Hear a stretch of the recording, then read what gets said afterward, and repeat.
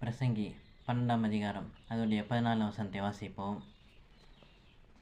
ஒவ்வொரு கிரியையும் அந்தகாரமான ஒவ்வொரு காரியத்தையும் நன்மைகளானாலும் தீமையானாலும் தேவன் நியாயத்திலே கொண்டு வருவார் என்று சொல்லப்பட்டிருக்கிறது.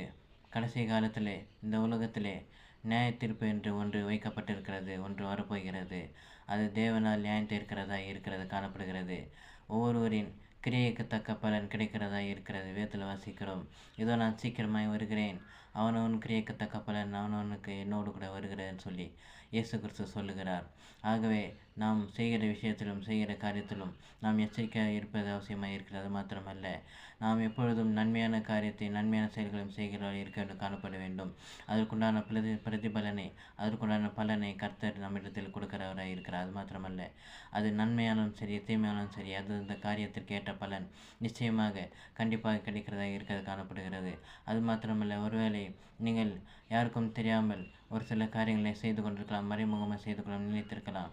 ஆனால் அதையெல்லாம் தேவனுடைய பார்வையிலே அது வெளியரங்கமாக இருக்கிறது, வெளிச்சத்துக்கு வருகிறதா இருக்கிறது. அது மாத்திரமல்ல, தேவனுக்கு முன்பாக எல்லாமே நிர்வாணமாக இருக்கிறேன்னு சொல்லி வேதத்தில் வாசிக்கிறோம். ஆகவே நீங்கள் மனிதனிடத்தில் வேண்டுமானால் மறைக்க விரும்பலாம், மறைக்கிறவர்களாக இருக்கலாம், காணப்படலாம். நீங்கள் ஒளித்து ஒரு காரியத்தை செய்யலாம். ஆனால் தேவன் அதையெல்லாம் பார்த்து கொண்டு இருக்கிறார் காணப்படுகிறார்.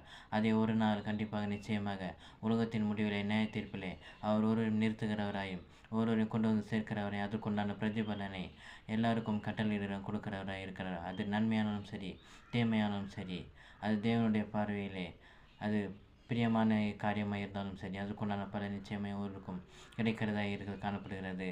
ஆகவே நாம் செய்கின்ற அந்த காரியத்தை குறித்து நாம் என்ன செய்கிறோம், கர்த்தருக்கு பிரியமான காரியத்தை செய்கிறோமா, சித்தமான காரியத்தை செய்கிறோமா, அல்லது கர்த்தருக்கு விரோதமாக செய்கிறோமா என்று சொல்லி நீங்கள் சிந்தித்து பார்க்க வேண்டிய அவசியமாக இருக்கிறது காணப்படுகிறது.